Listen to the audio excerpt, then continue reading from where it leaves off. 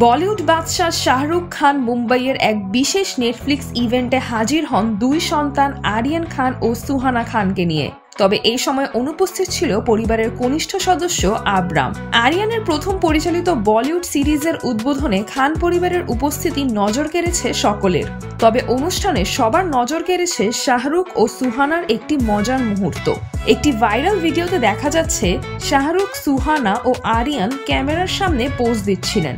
সেই সময় মেয়ের পোশাক একটু ঠিক করে দেন শাহরুখ। সুহানা বাবার এই যত্ন দেখে লজ্জায় হেসে ফেলেন। পাশে দাঁড়িয়ে থাকা আরিয়ানও একবার আর চোখে বোনের দিকে তাকান।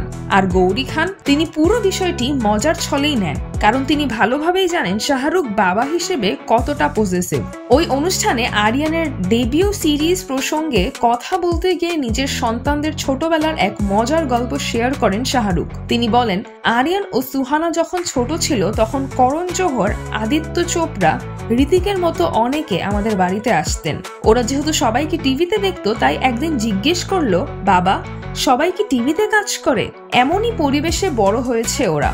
শাহরুখ আরো জানান, এই সিরিজের জন্য একাধিক বলিউড তারকা অভিনয় করতে রাজি হয়েছেন কেবলমাত্র আরিয়ানের প্রতি ভালোবাসা থেকে।